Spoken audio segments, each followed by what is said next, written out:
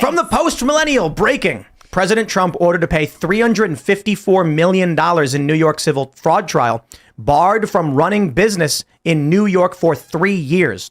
Judge Arthur Engron ordered Trump to pay over $354 million in damages. Eric Trump and Don Jr. were both ordered to pay $4 million, and Alan Weisselberg was ordered to pay $1 million. In addition, Engron's ruling prohibits Trump from serving as an officer or director of any New York corporation or other legal entity in New York for a period of 3 years. Now, here's the important thing everyone needs to understand. There was no trial, okay? We can call this a civil fraud trial, but that happened a long time ago. The judge banged the gavel saying, it's true, we don't need a trial. Trump committed fraud. Next question. And what just resolved was the essentially the damages and the did Trump falsify records, but they already determined he committed fraud a long time ago. Trump never had a chance. In this, the actual trial, which I shouldn't even call the trial, in the sham trial, people who creditors of Donald Trump said he never did anything wrong. He was great to work with. He was one of the best. We made lots of money. We were all very happy. And the judge said, don't care. We've already determined he committed fraud. Next question. And now here we are, where New York is trying to strip Trump of his assets and resources because he is the opposition party leader. Last night was a big old black pill, shove it right down my throat. And this is not making anything better. I mean, like you said, it was already decided, which most people aren't really aware of that. I think your average person thinks that it's done and decided when the actual award is given and that news comes out. That's when people, at least psychologically, people think, okay, now he's actually been found guilty. Like when the sentencing comes out, that's when people feel like it's actually got closure or whatever. And the amount of people that are happy that this has happened, that he has been, charged with ridiculous fees, literally trying to put him out of business or do whatever they can to harm his business so that he can no longer be in business is what the goal would be. And again, this is the problem. We can bitch about the government all we want, but there are too many people that think this is okay. We have miseducated too many people. Let me read this. In his decision, Engron wrote, their complete lack of contrition and remorse borders on pathological. He continued and said that Trump had engaged in venial sin. I just want to point out, I would show no remorse if I did nothing wrong. Like if I were to go into my kitchen and bake a delicious apple pie and someone came to me and says, do you regret and have remorse for baking said apple pie? I'd be like, I'm actually very proud of my apple pie. Yeah. They'd be like, aha, he has no remorse or contrition. I didn't do anything wrong. I've never felt bad for drinking water, man. Yeah. I like pie. I mean, come on. Donald Trump Wait a minute. and the Trump organization effectively baked a delicious pie in how they ran the Trump organization, set up these buildings. The people that I've met who've worked for Trump, you go to Trump Tower, you go to Trump Durrell, they love the guy. You've got people now saying, I love this. I love telling that story. I was at the MGM when the guy with Trump derangement syndrome is yelling at me. He actually said, every business he's run has been bankrupt. That's just such a fabrication. 1% of Trump's businesses have been in bankruptcy. 1%. And bankruptcy does not mean failed. Yeah. No. But these people don't know anything. No. The other thing too is you have a businessman. My grandfather once told me that he had lost more money than he had ever earned. And he was a very wealthy man. Like, you had to take risks. You go out there, you take risks. Sometimes it's a matzo ball. Sometimes it works out. Mm-hmm. I mean, speaking of risks, and again, we talk about granted, the Trump stuff is one topic, but something that's related is the way that Elon Musk was treated by the Delaware court or whatever. The idea that the court can just decide that he can't get his severance package. Right, that makes no sense. Yeah, Tim was talking today. He's a Tesla owner. I own some Tesla stock, more than 9. I have more shares. Should we sue? I would go in if you want. I will put my name on it. Let's throw this in there too. So Elon Musk in 2018 cut a deal with the directors that if Tesla reached a certain share value, he would get a certain number of shares. Today, that's about $60 billion. And it's a large portion of his net worth, his pay package. He accomplished all the goals. He did a great job as CEO. Some shareholder filed a lawsuit arguing that, no, those directors are not independent of him and work for him. So basically, it was not a real negotiation. I'm like, it's his company, and who cares? So it went to a court in Delaware where the judge agreed and nullified his pay package, his bonus, his pay structure as CEO. And now I'm pissed off because I own shares in Tesla. I don't own a lot, but I'd say I own a healthy number. And when I heard this, I'm like, so what? Now my stock value is going to go down because they've just they've destabilized the company. They've disincentivized people to be involved in the company. They've disincentivized the CEO. Now he's trying to restructure, moving the company from Delaware. It's going to a vote. All because one guy files this suit and a judge is like, sure. Now I want to sue the judge. Yeah, I have.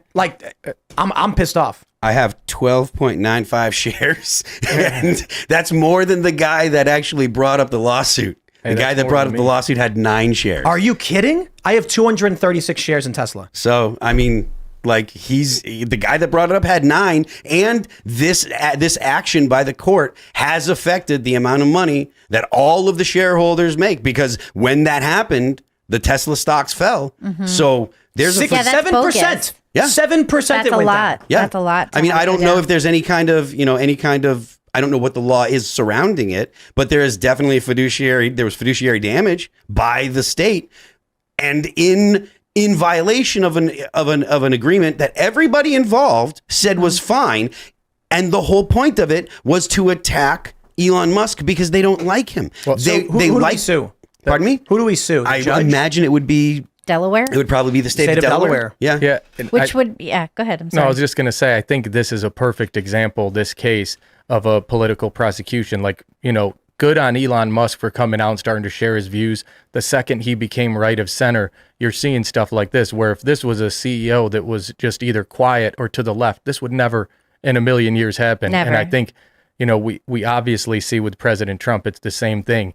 You can talk to any real estate expert, any real estate developer. They've never heard of a case like this. I was talking to one of the guys earlier, I think Charlie, off air about this, and we were saying that, this is like a case where somebody drives by you without their headlights on, and then you try to sue them for being negligent, but nothing happened. Whether what Trump did was right or wrong, nobody got hurt. All the people, as Tim said that they weren't hurt by it. The banks were happy. Everyone got paid back. There's no damages here. This judge was judge, jury, and executioner on Trump. That's exactly it was a right. one-sided deal. They're going to appeal it. And quite frankly, it's disgusting. And I think people right now are really upset. And this should not hold up on appeal. But then again, it's New York State, so anything's possible. Yeah, I mean, the other thing, too, that everyone's forgetting is that accounting is pretty much creative. So if you have an accountant who's going to certify your records and say, oh, this is worth this, we're basing it on this, that's how accounting goes. Accounting is pretty creative, let's in the way that it's calculated. Let's roll, baby. Grab me that camera. You see this right here? This here chicken?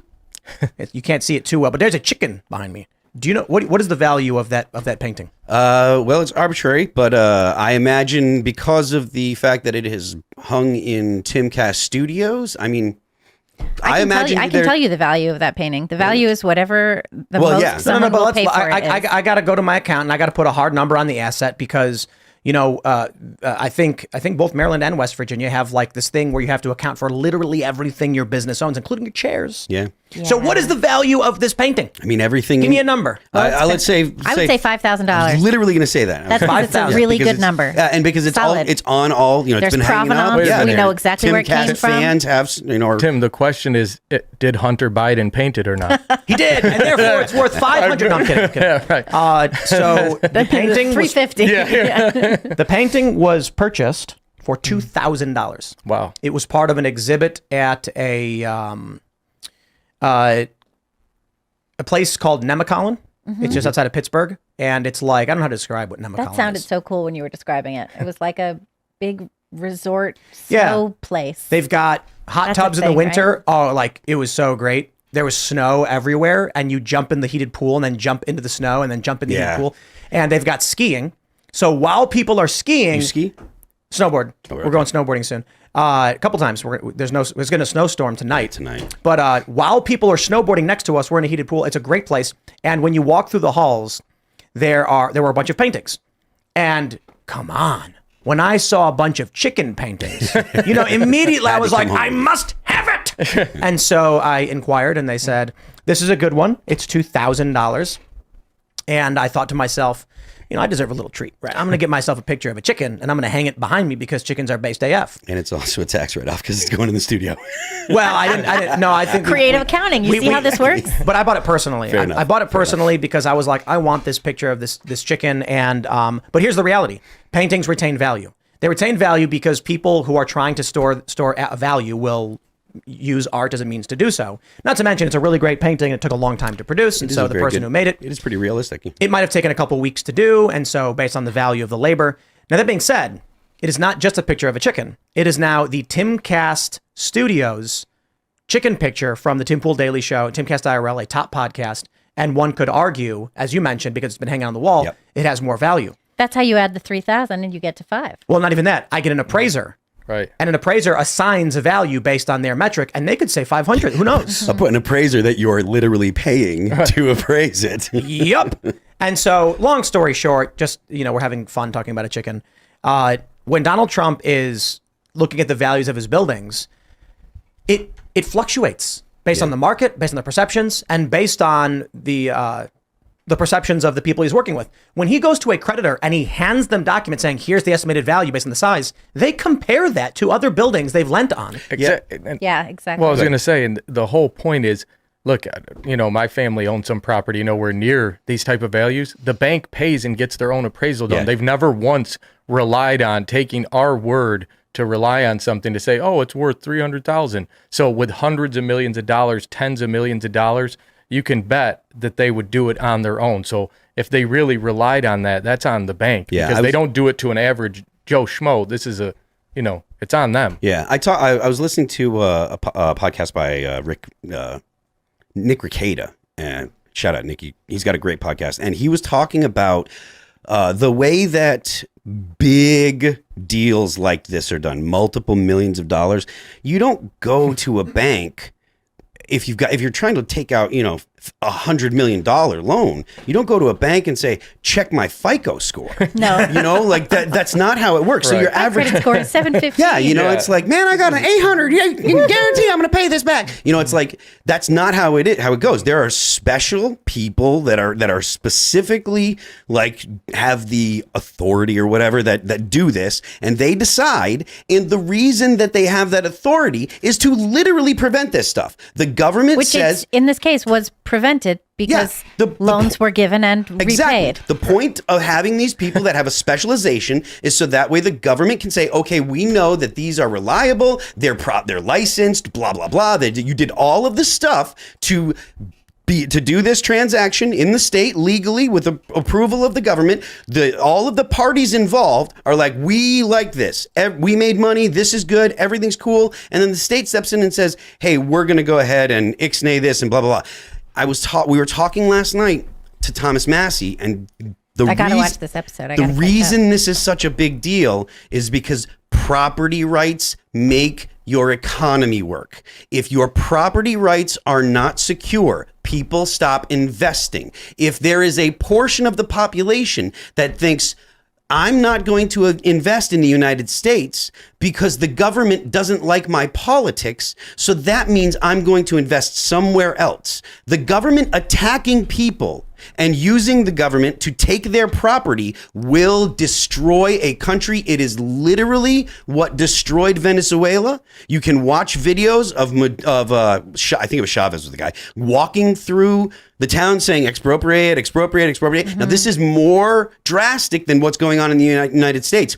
But the point of it is, at this point, the government will break its own laws in violation of the will of the people involved in order to use the government to take property from a person because they don't like them. And this will destroy the United States economy. This will destroy the country. Thanks for watching this clip from the Timcast IRL podcast. Hang out with us live Monday through Friday at 8 p.m. and become a member over at timcast.com for uncensored, members-only shows exclusive. Thanks for hanging out, and we'll see you all next time.